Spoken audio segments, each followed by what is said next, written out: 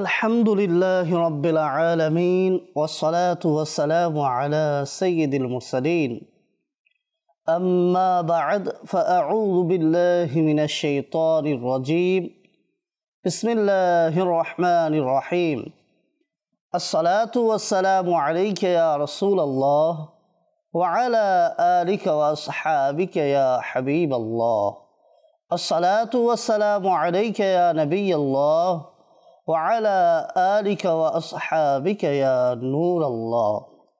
মাদানী চ্যানেলের দর্শক শ্রোতা, আপনাদের সকলকে পূর্ণ ঈমানের অধিকারী অনুষ্ঠানে স্বাগতম। আমরা এই অনুষ্ঠানের প্রতি পর্বে পূর্ণ ঈমানের অধিকারীর বিভিন্ন গুণাবলী সম্পর্কে আলোচনা করে থাকি এবং আমরা শিখে থাকি কি কি ইবাদত করলে একজন মানুষ পূর্ণ ঈমানের অধিকারী ব্যক্তিদের পথে চলতে পারে, কি কি আমল করলে মানুষ আল্লাহ তাআলার নৈকট্যশীল বান্দা হয়ে আল্লাহ সুবহানাহু ওয়া তাআলা এর দরবারে মকবুল বান্দা হয়ে পূর্ণ ঈমানের অধিকারী ব্যক্তিদের তালিকাভুক্ত হতে পারে। যেভাবে আমরা এই অনুষ্ঠানের মাধ্যমে পূর্ণ ঈমানের অধিকারী ব্যক্তির গুণাবলী সম্পর্কে শুনে থাকি, আমরা চেষ্টা করব এই গুণাবলীগুলো নিজের জীবনে বাস্তবায়ন করার, যাতে আমরাও সফল হতে পারি। আলোচনা শুরু করার পূর্বে আসুন নবী করিম সাল্লাল্লাহু তাআলা আলাইহি ওয়া সাল্লামের প্রতি দুরূদ ও সালাম পেশ করার অগণিত ফজিলত ও বরকত রয়েছে। রাসূলুল্লাহ সাল্লাল্লাহু আলাইহি ওয়া সাল্লামের প্রতি দুরূদ পেশ করার ফজিলত সম্পর্কে একটি হাদিস আমরা শ্রবণ করি। নবী করিম সাল্লাল্লাহু তাআলা আলাইহি ওয়া আলিহি ওয়া সাল্লাম ইরশাদ করেন, যাইনু মাজালিসাকুম বিসসালাতি আলাইয়া ফাইন্না সালাতাকুম আলাইয়া নূরাল লাকুম ইয়াউমাল কিয়ামা। এর অর্থ হলো, তোমরা তোমাদের মজলিস সমূহকে আমার উপরে দরুদ শরীফ পাঠ করার মাধ্যমে সজ্জিত করো। তোমাদের আমার প্রতি দরুদ শরীফ পাঠ করা কিয়ামতের দিন তোমাদের জন্য নূর হবে। সাল্লু আলাল হাবিব সাল্লাল্লাহু তাআলা আলা মুহাম্মদ সাল্লাল্লাহু তাআলা আলাইহি ওয়া আলিহি ওয়া সাল্লাম। মাদানী চ্যানেলের দর্শক শ্রোতা, আজকে আমরা আলোচনা করব আল্লাহ সুবহানাহু ওয়া তাআলা মানুষকে নিজের পেরেশানি থেকে মুক্ত হওয়ার কিছু উপায় শিখিয়েছেন। তার মধ্যে অন্যতম উপায় হিসেবে দুটি বিষয়কে কোরআনে কারীমের মধ্যে ইরশাদ করা হয়েছে। তার মধ্যে একটি হলো নামাজ, আরেকটি হলো সবর। যদি এই দুটি বিষয়ের মাধ্যমে মানুষ সাহায্য চায়, তাহলে আল্লাহ সুবহানাহু ওয়া তাআলা চাইলে ইনশাআল্লাহ তার সমস্যা, তার পেরেশানি দূরীভূত হবে। আজ সমাজের মাঝে এমন কে আছে যার সমস্যা নেই? প্রত্যেকেরই কিছু না কিছু সমস্যার সম্মুখীন হতে হয়। তো আল্লাহ সুবহানাহু ওয়া তাআলা পবিত্র কোরআনে কারীমের মধ্যে ইরশাদ করেন, বিসমিল্লাহির রহমানির রহিম ওয়াস্তাঈনু বিস-সাবরি ওয়াস-সালাহ। আল্লাহ সুবহানাহু ওয়া তাআলা ইরশাদ করতেছেন যে তোমরা নামাজ এবং ধৈর্যের মাধ্যমে সাহায্য প্রার্থনা করো। ইন্নাল্লাহা মা'আস-সাবিরিন, নিশ্চয়ই আল্লাহ তাআলা ধৈর্যশীলদের সাথে রয়েছেন।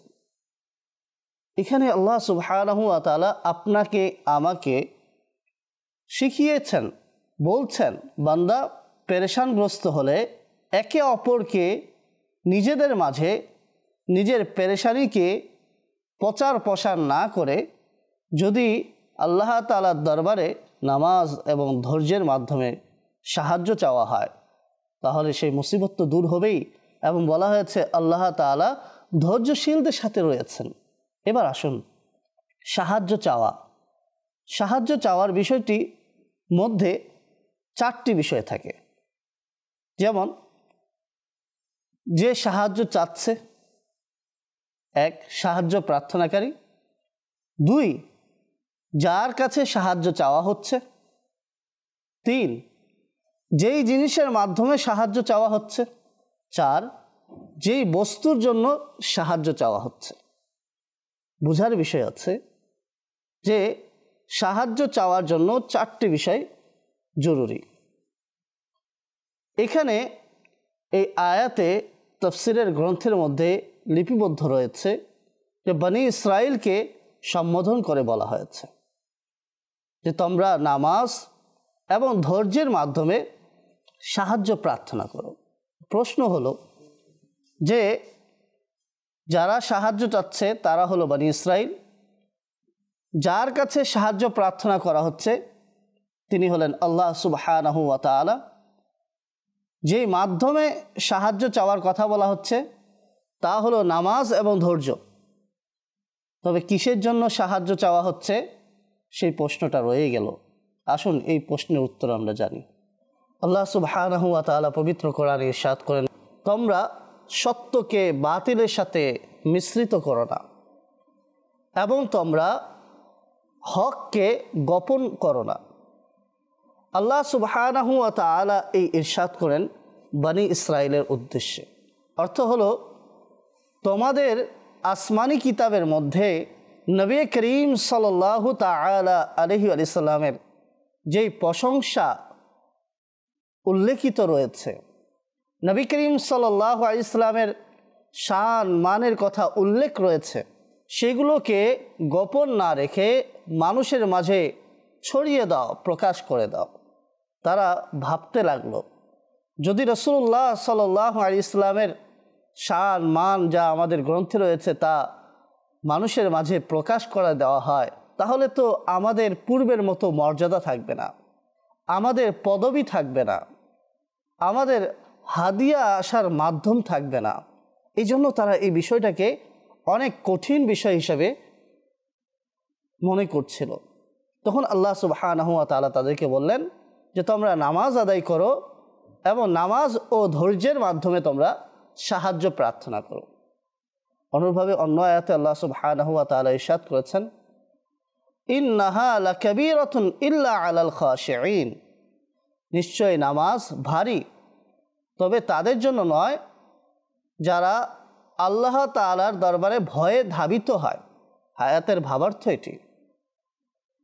সুতরাং বোঝা গেল আমরা মুসলমান, আমাদেরকে কোরআন বলছে তোমরা মুসিবতগ্রস্ত হলে, পেরেশানগ্রস্ত হলে নামাজ ও ধৈর্যের মাধ্যমে আল্লাহ সুবহানাহু ওয়া তাআলা এর কাছে সাহায্য প্রার্থনা করো। আজ আমাদের অবস্থা চলাফেরা একেবারে ব্যতিক্রম। আমরা দ্বীনি জ্ঞান থেকে অনেক দূরে। আর যদি কিছু দ্বীনি জ্ঞান থাকে আমাদের মাঝে তো আমরা সেটা আমল করি না। আজ কেউ পেরেশানগ্রস্ত হলে হয় বন্ধুদের মাঝে এটাকে ছড়িয়ে দিবে, অনেক সময় নিজের পেরেশান অন্যজনকে শেয়ার করার কারণে নিজেকে লাঞ্ছিত হতে হয়, হাসি ঠাট্টার পাত্র হতে হয়। অনেকেই কোনো পেরেশানগ্রস্ত হলে একটি স্ট্যাটাস দিয়ে দেয় সোশ্যাল মিডিয়ায় এসে। এই স্ট্যাটাস আপনার কি করবে? এই পোস্ট আপনার মনের ব্যথা হালকা করবে না। কোরআন আপনাকে যা শিক্ষা দিচ্ছে তার মাধ্যমে সাহায্য প্রার্থনা করবে। কোরআনের উপরে নবী করিম সাল্লাল্লাহু তাআলা আলাইহি ওয়াসাল্লামের আমল সত্যায়িত রয়েছে যে রাসূলুল্লাহ নামাজের মাধ্যমে সাহায্য চেয়েছেন। সাহাবা ইকরাম আলাইহিম রিদওয়ান যে কোনো পেরেশানগ্রস্ত হলে নামাজের মাধ্যমে সাহায্য চেয়েছেন। হযরতে খাদিজা রাদিয়াল্লাহু তাআলা আনহা বলেন, নবী করিম সাল্লাল্লাহু আলাইহি ওয়াসাল্লাম যে কোনো গুরুত্বপূর্ণ কাজ অথবা যে কোনো সমস্যার সম্মুখীন হলে নামাজে মশগুল হয়ে যেতেন।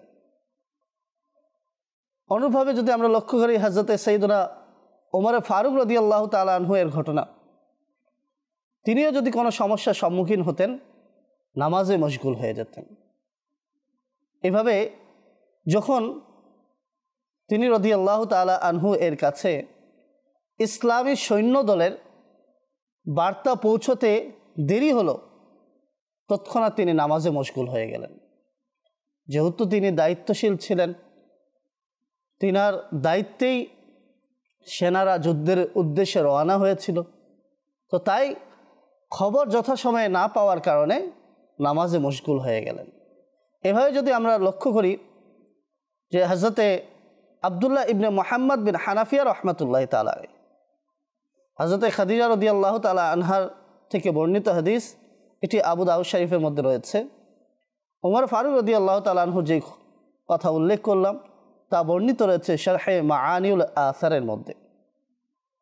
আবু দাউদ শরীফের একটি হাদিস উপস্থাপন করছি যে হযরতে আব্দুল্লাহ ইবনে মুহাম্মদ বিন হানাফিয়া রাহমাতুল্লাহি তাআলা আলাইহি বলেন যে আমি এবং আমার পিতা একজন আনসারি আত্মীয়ের বাসায় গেলাম তার ইয়াদত করার জন্য।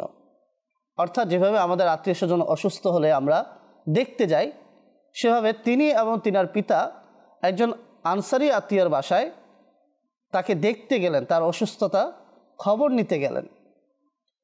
যখন নামাজের সময় আসলো তখন তিনি নিজের পরিবারের মধ্য হতে কাউকে ডাকলো, আহ্বান করলো এবং বলল যে উজুর পানি নিয়ে আসো, যাতে আমি নামাজ আদায় করার মাধ্যমে আরাম শান্তি অনুভব করি। এই কথা শোনার পরে তো সেই আনসারির সামনে এই শব্দাবলীর কারণে আশ্চর্য প্রকাশ করা হলো যে নামাজের মাধ্যমে রাহাত, নামাজের মাধ্যমে শান্তি। তখন তিনি বললেন যে আমি নবী করিম সাল্লাল্লাহু তাআলা আলাইহি ওয়াসাল্লামকে বলতে শুনেছি, হে বেলাল রাদিয়াল্লাহু তাআলা আনহু, দণ্ডায়মান হও এবং আমাকে নামাজের মাধ্যমে আরাম শান্তি পৌঁছাও। এই হাদিস দিয়ে বোঝা গেল অসুস্থ হলেও নামাজ পড়া উচিত। কেন? কারণ নামাজ পড়ার মাধ্যমে মানুষের হৃদয় শান্ত হয়, নামাজ পড়ার মাধ্যমে মানুষ কিছুটা স্বস্তি বোধ করে, মানুষ শান্তি পায়। এটাই তো প্রমাণ করছে হাদিস শরীফ। রাসূলুল্লাহ সাল্লাল্লাহু আলাইহি ওয়াসাল্লাম এমনটি করেছেন, বললেন হে বেলাল দাঁড়িয়ে যাও এবং আমাকে নামাজের মাধ্যমে আরাম পৌঁছাও। আর এই হাদিসের উপরেই একজন সাহাবীর আমল পাওয়া গেল। আমরাও তো নবী করিম সাল্লাল্লাহু তাআলা আলাইহি ওয়াসাল্লামের উম্মত, আমরা মুসলমান, কোরআন আমাদেরকে আদেশ করছে। রাসূলুল্লাহ সাল্লাল্লাহু আলাইহি ওয়াসাল্লাম কোরআনের এই আমলকে নিজের জীবনে বাস্তবায়ন করে দেখিয়েছেন, সাহাবা ইকরাম আলাইহিম রিদওয়ান তা অনুসরণ করেছেন। এখন আমাদের পালা, আমরা কি করছি? আমরা সেই পথে চলছি না কেন? আমরা তো দাবি করছি আমি একজন মুসলমান, আমি তো দাবি করছি আমি নবী করিম সাল্লাল্লাহু তাআলা আলাইহি ওয়াসাল্লামের একজন আশিক, একজন সত্যিকার অর্থে উম্মত। আমি যেহেতু উম্মত, আমি একজন আশিকে রাসূল, তাহলে আমার চলাফেরা, আমার জীবন ব্যবস্থা কেন ইসলামিক আদর্শে পরিচালিত হচ্ছে না? আমি কেন মুখে একটা দাবি করছি, আমার অঙ্গ প্রত্যঙ্গ, আমার হৃদয় আমার মুখের কথার সাথে মিলছে না? আমি বলছি আল্লাহকে ভালোবাসি, তার রসুলকে ভালোবাসি, আল্লাহ এবং তার রসুলের আনুগত্য করি।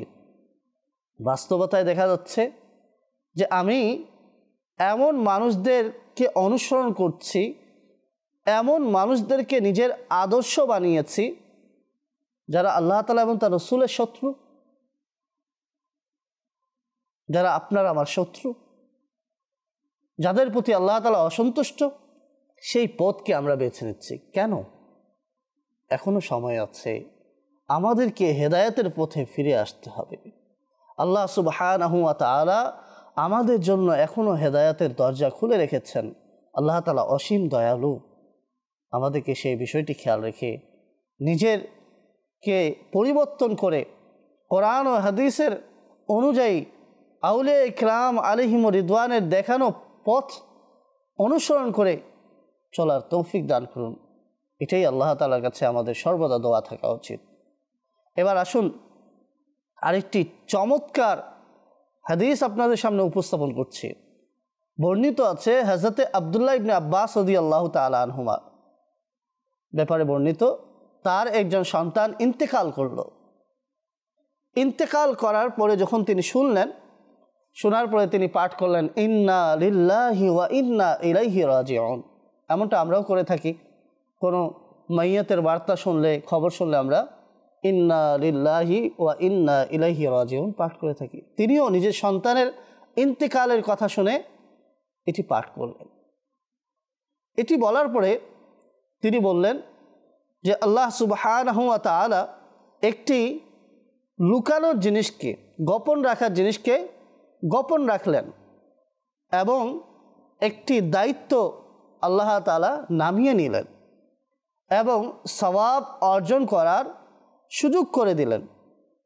অতঃপর তিনি নিজের আরোহণ থেকে নামলেন এবং তিনি নামাজ আদায় করলেন। অন্যত্র বর্ণনার মধ্যে পাওয়া যায় যে তিনি নামাজকে এত দীর্ঘ করলেন যে দাফন হয়ে গেল সন্তানের। মানুষেরা জিজ্ঞেস করল, আপনি এরূপটা কেন করলেন? তখন তিনি বললেন, এই সন্তানের প্রতি আমার অনেক বেশি ভালোবাসা ছিল। আমি তার বিচ্ছিন্নতা, তার পৃথকতা আমি সহ্য করতে পারছিলাম না, বা সহ্য করতে আমার কষ্ট হচ্ছিল, বা সহ্য করা আমার জন্য অনেক কঠিন বিষয় ছিল। তাই আমি নামাজের মাধ্যমে সাহায্য চাইলাম, নামাজের মাধ্যমে আমি আমার কষ্টকে কম করার চেষ্টা করলাম। এটি হলো হাদিসের ভাবার্থ। মাদানী চ্যানেলের দর্শক শ্রোতা, সাহাবায়ে কেরাম আলাইহিম রিদওয়ানকে আমরা আজ কেন স্মরণ করি? কেন মসজিদের মিম্বারে দাঁড়িয়ে ইমাম ও খতিবগণ সাহাবায়ে কেরাম আলাইহিম রিদওয়ানের আলোচনা করেন? কেন এই আলোচনা করা হয়? কারণ হলো তারা কোরআন ও হাদিসকে পূর্ণাঙ্গ চেষ্টার মাধ্যমে নিজের জীবনে বাস্তবায়ন করার চেষ্টা করেছেন, নিজের জীবনে আমলের মাধ্যমে প্রমাণ করেছেন যে তাদের একমাত্র আইডল, একমাত্র আদর্শ রাসূল করিম সাল্লাল্লাহু তাআলা আলাইহি ওয়াসাল্লাম। তাই তারা সফল হয়েছেন, উভয় জাহানে সফল হয়েছেন। অনেক সাহাবী এমন রয়েছে যাদেরকে রাসূলুল্লাহ সাল্লাল্লাহু আলাইহি ওয়াসাল্লাম সুস্পষ্ট ভাষায় জান্নাতের সুসংবাদ দিয়েছেন। তাহলে তারা এতই সৌভাগ্যবান হয়েছেন, পরকালে তাদের জন্য সফলতা তো রয়েছেই, দুনিয়াতেও তাদেরকে আল্লাহ সুবহানাহু ওয়া তাআলা সেই মহান মর্যাদা দিয়েছে যে একজন মানুষ সারা জিন্দেগি দিন রাত ইবাদত করেও তাদের মর্যাদার ধারে কাছেও ফিরতে পারবে না। এইভাবে আমাদেরকেও সাহাবায়ে কেরাম আলাইহিম রিদওয়ানের পথ ও মতকে অনুসরণ করতে হবে। রাসূলুল্লাহ সাল্লাল্লাহু আলাইহি ওয়াসাল্লাম আমাদেরকে সাহাবায়ে কেরাম আলাইহিম রিদওয়ানের আনুগত্য করতে বলেছেন। আরেকটি হাদিস রয়েছে, তো আনাস বিন মালিক রাদিয়াল্লাহু তাআলা আনহু এর কাছে একজন মালি এসে বলল যে অনেক বেশি দুর্ভিক্ষ। এটা শোনার পরে তিনি ওযু করে নামাজ আদায় করলেন। নামাজ আদায় করার পরে মালিককে জিজ্ঞেস করলেন, তুমি কি আসমানে কিছু দেখছো? সেই মালি বলল, আমি তো কিছুই দেখছি না। আবার দ্বিতীয়বার নামাজ পড়লেন, নামাজ পড়ে জিজ্ঞেস করলেন, তুমি কি আসমানে কিছু দেখছো? সে বলল যে আমি তো কিছুই দেখছি না। অনুরূপভাবে তৃতীয়বার কিংবা চতুর্থবার যখন তিনি জিজ্ঞেস করলেন মালিকে যে তুমি কি আসমানে কোনো কিছু দেখতে পাচ্ছ? তখন সে বলল, হ্যাঁ, একটি পাখির পাখার ন্যায়, ডানার ন্যায় একটি মেঘ দেখতে পাচ্ছে। অতঃপর তিনি আবার নামাজ ও দোয়ার মধ্যে মশগুল হয়ে গেলেন। অতঃপর এই মেঘ পুরো আসমানে ছড়িয়ে পড়ল এবং বৃষ্টি হওয়া শুরু হলো। যখন এই ঘটনা ঘটল তখন তিনি নিজের মালিককে বললেন, যাও তুমি আরোহণ করে দেখো এই পানি কোথায় কোথায় বর্ষিত হয়েছে। সে ঘোড়া নিয়ে পুরো দেখে আসলো। দেখে এসে আনাস রাদিয়াল্লাহু তাআলা আনহু এর সামনে উপস্থাপন করলো যে অমুক অমুক মহল্লা পাড়ার মধ্যে এই বৃষ্টি বর্ষণ হয়েছে।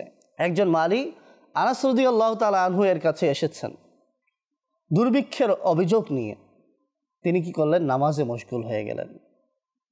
তাহলে বোঝা যাচ্ছে সাহাবায়ে কেরাম আলাইহিম রিদওয়ান এই আয়াতের উপরে কিভাবে নিজের জীবনকে বাস্তবায়ন করে এই আয়াতের উপরে আমল করে গেছেন। আরেকটি ঘটনা আপনাদের সামনে উপস্থাপন করি, যা বর্ণিত রয়েছে ইহয়া উলুমুদ্দিনের মধ্যে। হযরত আব্দুর রহমান বিন আউফ রাদিয়াল্লাহু তাআলা আনহু একবার তিনি অজ্ঞান হয়ে গেলেন। লোকেরা মনে করল যে তিনি ইন্তেকাল করেছেন।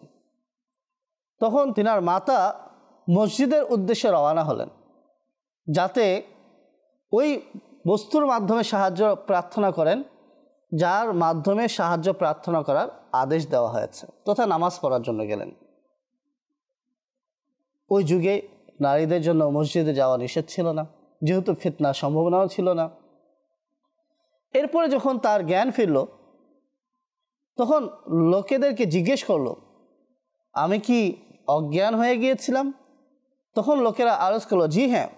তখন তিনি বললেন, তোমরা সত্য বলেছ, নিশ্চয় আমার কাছে দুজন ফেরেশতা এসেছিল এবং বলতে লাগলো, তুমি চলো আমাদের সাথে, তোমাকে আল্লাহ তাআলার ফয়সালার জন্য নিয়ে যাই। অতঃপর অন্য ফেরেশতা বলল যে তাকে ফিরিয়ে দাও, সে ওই ব্যক্তিদের অন্তর্ভুক্ত যাদের জন্য তাদের মায়ের পেটেই সৌভাগ্যবান হিসেবে লিখে দেওয়া হয়েছে। তাকে ছেড়ে দাও, যতদিন তার মাধ্যমে তার সন্তানেরা উপকার লাভ করতে চায় করবে।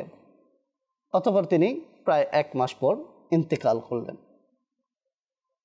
সম্মানিত দর্শকবৃন্দ, এই ঘটনা আমাদেরকে স্পষ্টভাবে শিক্ষা দিচ্ছে যে তিনি বেহুশ হয়ে গেলেন, তার মা নামাজে মশগুল হয়ে গেলেন। আমাদেরও জীবন এমনই হওয়া উচিত। মুসিবতগ্রস্ত হব, এটাই স্বাভাবিক, পেরেশানি আসবেই। সুতরাং আমাদেরকে পেরেশানির মধ্যে একেবারে চিন্তিত হয়ে ভেঙে পড়া যাবে না। আল্লাহ তাআলার রহমতের উপরে ভরসা রাখতে হবে এবং আমাদেরকে নামাজের মাধ্যমে, ধৈর্যের মাধ্যমে আল্লাহ তাআলার দরবারে সাহায্য প্রার্থনা করতে হবে। অনুরূপভাবে রাসূলুল্লাহ সাল্লাল্লাহু আলাইহি ওয়াসাল্লামও নামাজে ইস্তিসকা আদায় করেছেন সাহাবায়ে কেরাম আলাইহিম রিদওয়ানকে নিয়ে। আমি বলছিলাম যে নামাজ আদায় করা, নামাজের মাধ্যমে সাহায্য চাওয়া, এটা হলো পূর্ণ ঈমানের অধিকারী ব্যক্তিদের একটি গুণ। আর আরেকটি হলো যে পূর্ণ ঈমানের অধিকারী গুণ হলো ধৈর্য ধারণ করা। তারা ধৈর্য ধারণ করতেন। ধৈর্য 2 প্রকারের হয়ে থাকে। একটা হলো শারীরিক ধৈর্য, অর্থাৎ শারীরিকভাবে কষ্ট ইত্যাদিকে সহ্য করা, যদি এটা ইসলামিক নিয়ম অনুযায়ী হয় তবে এটা অবশ্যই প্রশংসাযোগ্য এবং সওয়াবের হকদার হবে। দ্বিতীয় হলো সবর, নফসকে গুনাহ থেকে বিরত রাখা, নফসকে নিয়ন্ত্রণ করা, এটা হলো নফসের সবর। এই দ্বিতীয় নফসের সবর যেটা রয়েছে, এটা আমাদের সকলের জন্য অনেক কষ্টকর হয়ে যায়। তবে যারা ধৈর্যশীল হবে তাদের অনেক প্রশংসা করা হয়েছে, তাদের অনেক ফজিলত রয়েছে। আল্লাহ সুবহানাহু ওয়া তাআলা পবিত্র কোরআন কারীমের মধ্যে ইরশাদ করেন, ওয়া আম্মা মান খাফা মাকাম রাব্বিহি ওয়া নাহান নাফসা আনিল হাওয়া, যে আপন প্রতিপালকের দরবারে দণ্ডায়মান হওয়াকে ভয় করে এবং নফসকে কুপ্রবৃত্তি থেকে বাধা প্রদান করে, তবে নিশ্চয়ই তার ঠিকানা হলো জান্নাত। দ্বিতীয় বিষয় হলো, যিনি ধৈর্যশীল হবেন আল্লাহ তাআলা তার সাথে রয়েছে, তার আমলের সওয়াবকে বৃদ্ধি করা হয়। যারা ধৈর্যশীল তারা বেহিসাব প্রতিদান পাবে। যারা ধৈর্যশীল হবে তাদের প্রতিদান দেখে কিয়ামতের দিন লোকেরা ঈর্ষা করবে। যারা ধৈর্যশীল হবে তারা আল্লাহ তাআলার পক্ষ থেকে রহমত এবং হেদায়েত প্রাপ্ত হবে। ধৈর্য অর্ধ ঈমান। এছাড়া ধৈর্য জান্নাতের খনিসমূহের মধ্য হতে একটি খনি। যিনি ধৈর্যশীল হবেন তার গুনাহকে ক্ষমা করে দেওয়া হবে এবং ধৈর্য হলো প্রত্যেক কল্যাণের চাবি। আল্লাহু আকবার। অনুরূপভাবে বর্ণিত আছে যে ইমাম হুসাইন রাদিয়াল্লাহু তাআলা আনহু এর পুত্র জাইনুল আবিদিন রাদিয়াল্লাহু তাআলা আনহুর ব্যাপারে রয়েছে যে তিনি ওযু করছিলেন, এক দাসী তার ওযুর জন্য পানি ঢেলে দিচ্ছিলেন। এক পর্যায়ে ওযুর পাত্র ওনার চেহারায় এসে পড়ল, যার কারণে চেহারা ক্ষত হয়ে গেল। তিনি মাথা উপরে উঠালেন, তখন দাসী বলল, ওয়াল কাযিমিন আল গায়দ, তথা রাগ নিয়ন্ত্রণকারী। সেই ক্ষেত্রে জাইনুল আবিদিন রাদিয়াল্লাহু তাআলা আনহু নিজের রাগ নিয়ন্ত্রণ করলেন। এরপরে দাসী বলল, ওয়াল আফিনা আনিন নাস, মানুষকে ক্ষমাকারী। তখন জাইনুল আবিদিন রাদিয়াল্লাহু তাআলা আনহু তাকে ক্ষমা করে দিলেন। এরপরে সে দাসী আবার বলল, ওয়াল্লাহু ইউহিব্বুল মুহসিনিন, আল্লাহ তাআলা অনুগ্রহকারীদেরকে পছন্দ করেন। তখন জাইনুল আবিদিন রাদিয়াল্লাহু তাআলা আনহু আল্লাহর সন্তুষ্টির জন্য সেই দাসীকে মুক্ত করে দিলেন। মাদানী চ্যানেল দর্শক শ্রোতা, আজকের আলোচনার মাধ্যমে আমরা জানতে পারলাম যে মুসিবতগ্রস্ত হলে ধৈর্য ধারণ এবং নামাজের মাধ্যমে আমাদেরকে সাহায্য প্রার্থনা করতে হবে। আমরা যা কিছু শ্রবণ করেছি, আল্লাহ তাআলা আমাদেরকে এর উপরে আমল করা, অন্যের নিকট পৌঁছে দেওয়ার তৌফিক দান করুন। আমিন বিজাহিন নবীল আমিন। ওয়া আখিরু দাওয়ানা আনিল হামদুলিল্লাহি রাব্বিল আলামিন। সাল্লু আলাল হাবিব সাল্লাল্লাহু তাআলা আলা মুহাম্মদ সাল্লাল্লাহু আলাইহি ওয়াসাল্লাম।